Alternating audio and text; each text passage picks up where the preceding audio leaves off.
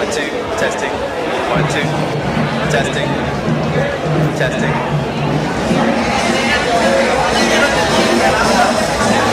Testing. 1, 2, testing. 1, 2, testing.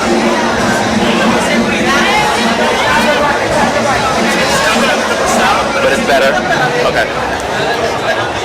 Right. Good. So we just, Nick, just go where we left off. Go where we left off. Speak loudly. Okay. You want us to go back from the beginning or go where we left off? You want us to go again or from the beginning or just go where we left off? Maybe if you can from the beginning. Okay. All right. Right. Take 2. Okay. You can let your kids know you're a live production. You know the ins and outs. I'm ready for my classes. Right. Yeah. I don't need a part to do this part to show.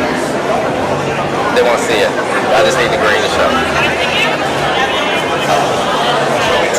Yeah. And I'm only promoting Link Up right now. Well, you know, I tried. I mean, it would have been cute in the front, but...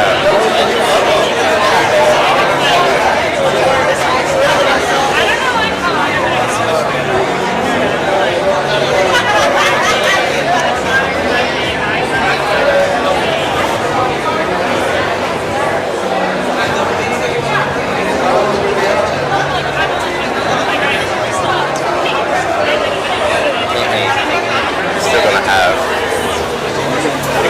all the way. yeah. Fold it in half that way. Fold it in half this way. Again. Bring it this way. Rotate it. And then that. Because it doesn't matter if it's not hanging on this side. Okay, got it. This side, and then this side. But you don't have to open it up. Leave it for Look for the corner. There we go. Glad I can help. Glad I can help.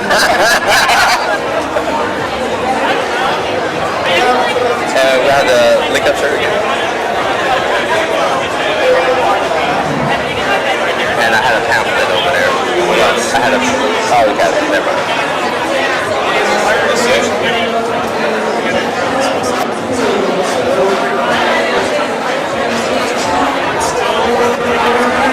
Let's try maybe if I turn my chair in a little bit more, then I'm not getting the sound behind me.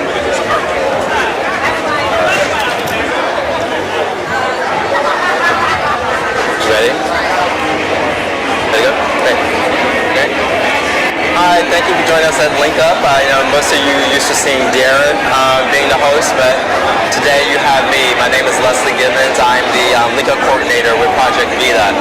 Today we're going to start off with Anne Brecky from Threshold. She's going to tell us a little bit more about the Threshold and how they're dealing with harm reduction and how the meth pandemic is kind of intersecting that. And through that, we're also going to give you a Narcan and a fentanyl demonstration. So Anne, thank you for your patience today. We had a little technical difficulty, so this is take 2. So, but she's been patiently waiting for us to get together, and we're happy to have her. So, like you spoke a little bit again, let's go over what Threshold's whole purpose is. So Threshold started roughly 60 years ago. It was it focused on people with serious mental illness and getting them services and connection. In the 70s, with deinstitutionalization, and a lot of people were let out of state hospitals. They found that they didn't have connections within the community, help getting to doctors and getting their medication, and just kind of helping them live a daily life.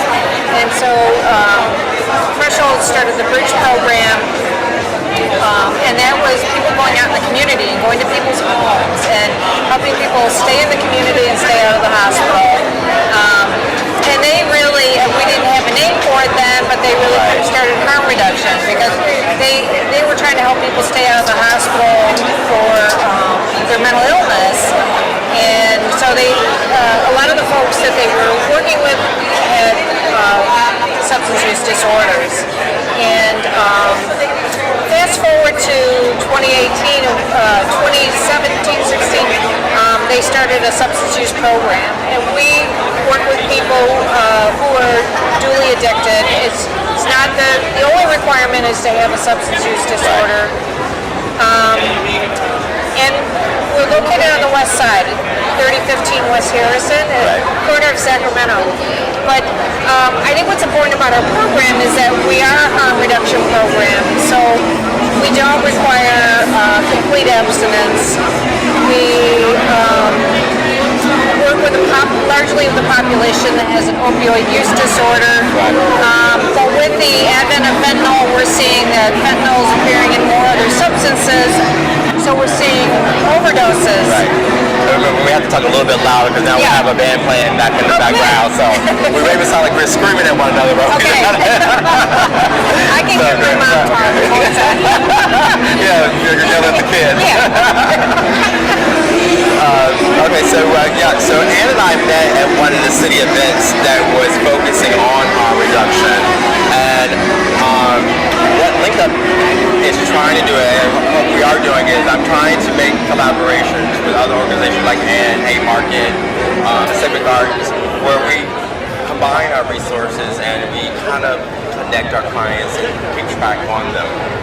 As we talk, I feel like that's the future of nonprofit in this field, is that we all have to be overlapping at some point. Yeah. We are seeing a lot of the same clients for different purposes.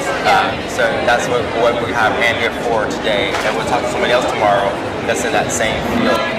So Ann, tell me, I know you don't specifically deal with methamphetamine, and that's something I think will happen more lately, but right now nobody's really dealing with it firsthand like they do with the opioids. But I know you're seeing it, so we're seeing it. It's not, like I said, it's not as common as the opioids. And that's where we're located. But we also have the Narcotics Arrest Diversion Program. In 2021, 2022, we spread to the entire city. And so we did start seeing methamphetamine coming up. And so that program is to reduce incarceration of people for low-level drug crimes. And when we went to the various police districts, one thing they said to us was, oh, that's too bad, we deal more with methamphetamine here. Or somebody else said, we're seeing more cocaine here. So depending on the geography of the city, it can change. But I think the common denominator for a lot of the substances are fentanyl.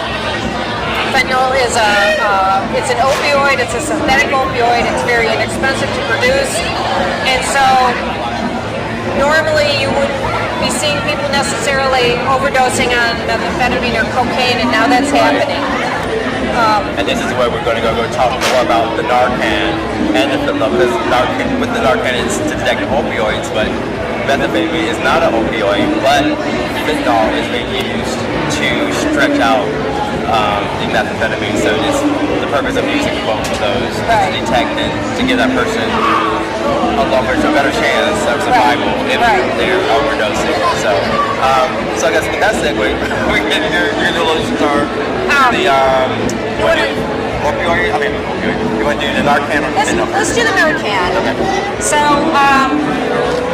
everybody should have Narcan. You can in Chicago now. You can get these at all the public libraries. If you have Medicaid, you can get this from your insurance provider every 30 days at your pharmacy without a prescription. If you have commercial insurance, you can still get it without a prescription. You might have a copay. Or if you're someone who, like our partner Kita, you can be part of our services, and we are a provider of it as well, and we provide it at no cost. So just depending on where you are. So there's no reason not to have Narcan on you. Exactly. And my goal is always to make the person I'm training an ambassador for you to take this and pay it forward. So, have you ever seen a person in an overdose? I have not. Okay. So, it can take different forms, and sometimes you see a person kind of hovering over, maybe kind of getting in a slow, the nod. But you can talk to them if they, according to first responders, if they can tell me their name and where they are, they're not technically in danger. if you see someone laying on the street or sitting and slumped over, if you see people slumped over on bicycles, go over there and just ask them if they're doing okay. We look for discoloration around the mouth, like a little bluish gray, discoloration in the fingertips. And in the moment, you're going to be a little nervous. So you're not going to be, well, let me see the fingertips. And, is there discoloration? So I do the abbreviated, which is are you doing okay? And I'll give them a shoulder shake if you're comfortable with that. If they don't respond, we do a sternum rub. So I want you to press really hard into your breastbone with your. Does it hurt? Yeah. Yeah, it should hurt. And honestly, I've had people revive just doing that. They'll pop back up. If they don't revive, then I'm going to assume that person is in an overdose. Okay. So the first thing you're going to do is call 911. Or if you have a friend with you, you're going to turn to your friend and say call 911. So, question. With that being said, is there any caution of misdiagnosing if you give that person a Narcan and you just isn't reading correctly? Right. I love that question because Narcan's not going to hurt them. Okay. Okay. So people say, what if it's a heart attack or what if we're missing something else? Well, we're going to do the Narcan, and then is the person breathing? Do they need CPR? Can you do CPR? Are you comfortable with that? If you've taken the class, you want to look through and see if there's anything in their mouth, and then we're going to lay the person on their side. And I remember that from the class. Right? You want your head resting on the arm. Right. And we're going to do one little shot up the nose. It's just like a nose spray for allergies. And so I know there are 2 doses in the box. Right. So is that one dose. So you just do it on one side. You Yep. don't use the 2, just use one. Well, we'll get to it. Okay. So you're getting ahead of the Okay. story. All right. So we have them laying on the side, and you know why we do that?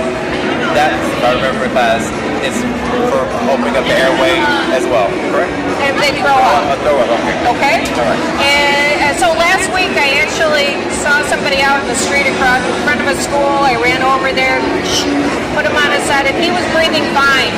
So we had called first responders, and I was watching his breathing. He was breathing very well. And so we didn't give a second dose. But after about 3 minutes, if they haven't responded and you're not seeing breathing, go ahead and give another dose. You can't hurt somebody. You can't overdose with Narcan. So you give the second dose. And now sometimes we're seeing that there's so much fentanyl and stuff, and it's so powerful, you might have to give a third or fourth. Wow. So this is golden. We save these. And then once that person has come to, chances are we've created a situation where they're in withdrawal and they're going to be uncomfortable. It's not our goal to put them in withdrawal, it's our goal to save their life. And but people aren't going to say thank you, that was really worth it. They're generally uncomfortable and they want to get up and leave. We want to encourage people to stay until first responders come, just to get checked out. Narcan wears off your brain after about That's what happens when you walk alive. So go ahead. after about 30 minutes it wears off. Yeah. So the opioid can go back into your brain, and there is a chance of going back into an overdose. So we encourage people. Now, I have to say my experience has been most people come to and they walk away. They don't want to wait for their first responder. The other part, it's essential to understand. Like you have to just deal with your conscience, like you've done the right thing and kind of let it go, and hopefully they'll make it. Hopefully they're going to do okay and they live another day. Right. And so, last week I said that we helped a guy and he got up and walked away and he kind of grumbled at us, and it was fine. And the ambulance pulled up, of course, after he left, and I said, well, I did the sternum rub, did this right, and he's like, congratulations. Right. I said, and I think that day at the class at the city, the other thing they said to be aware of that when you do this, to kind of step back, because they're like an adrenaline rush. They make you have a jarring. Not necessarily. No. Not necessarily. And so sometimes Chicago Recovery Alliance gives out Narcan that has needles. And so we'll train people with the injectables. And sometimes people say, I know how to use it. And we say, well, where would you do the injection? And they go, right here in the chest. They've seen Pulp Fiction. So we're like, okay, I'm glad you saw the movie. It's a lot of fun. But no, so you want to do it in a large dose. And it's the same thing. You know, you're doing the same procedure. You can get multiple shots if you wait a few minutes. You're not going to harm them. The other thing that's super important in your training other people that we've seen when somebody has called us over to, I think this person's in an overdose, that person then packs up and starts to run away. We're like, where are you going? This is your partner. And they're like, I don't want to get arrested. And so Illinois has the Good Samaritan Act. And so people are protected from legal action if they're helping somebody with an overdose. And I know in the beginning, police officers were a little wary about providing Narcan. They thought that, especially the needle form, they'd hurt somebody and they'd get sued. So we want to encourage people to. Okay, so again, the Good Samaritan is for Illinois. So because some of our laws will go by county or somewhere, but this is Illinois. Okay. Now, Michigan has a Good Samaritan Act, but it's bizarre. It's like a 2 strikes and you're out. Like you. So, but I think it makes people pause to step in and help. They think they're gonna. Because you don't know where you are on your strikes or. Right.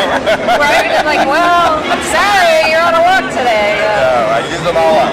But no. Look at my punch cards full. Yeah. Well, that's good. So again, Narcan. You can't overdose on it. You may have to even open.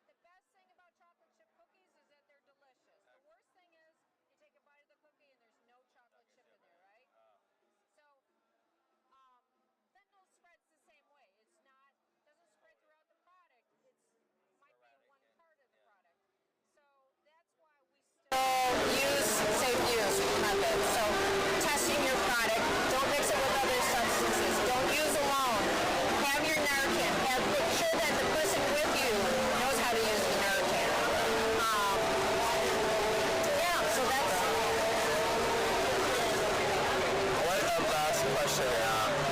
So, has been going on, what would you like to see happen that has not happened yet as far as alcohol production and definitely going more into the build-up of the methamphetamine use or the knowledge that is there? Yeah. Yeah, I think one is, I think you and I were talking, we had a lot of time to talk today, and then we see kind of sometimes a pecking order in society, and then there is among people who use substances too. I'm not as bad as that person because I don't do meth, or I don't inject my drugs. So, there's always some bar that, and I'd like to see that be removed. The other thing is really, and I think Illinois is doing this, they're moving towards really putting services in the community. Yes. And so it's not enough that we just have a door that people walk through. We have to be out on the streets. Yeah, I must say, like, I've been living in New York and being back here, noticing some of those differences. New York is progressive, like with the job incentives that they've had successful that we're implementing.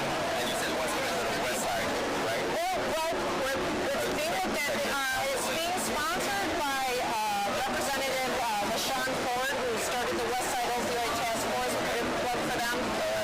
But he is also sponsoring an overdose prevention site. Right. So I just need like all people that hear this share the organizations. You can pretty much find an organization throughout the city in Chicagoland area that is doing what we're doing. Yeah. So there should be no excuses of not giving knowledge, education on how to prevent overdoses, and places like Threshold where you can go in and depending on what their level is of getting to where they want to be. Yeah. So anything else you want to add? Yeah, and I think that we have a program that just for substance use treatment, the only requirement is a substance use disorder to be a member of the club. But we do have a program that offers wraparound services. So for people who are maybe in a contemplation stage of change, which is what we're all supposed to be about, client-centered, right? Right. And so, we'll work with them to start building up other areas of their life. And Right. So again, like with Link Up, those who are watching this, we are a bridge or a resource center we're becoming for those who are navigating through their methamphetamine or just other services that we provide. Because as we're running around getting people, the biggest one, as we know now in Illinois, has been housing. Yeah. So it's outreach for one up for that. But please reach out to linkupshot.org to get more information. Or if you know anybody who needs any of our services, feel free to contact us there via the email or our phone line. We have a helpline which is open 7 days a week from 9 to 9. And at that point, if you need like Threshold, Haymarket, or one of the other connections, we'll get you in touch with them. And Yeah. thank you. thank for you your so time. much. And great. We made it up. Thanks.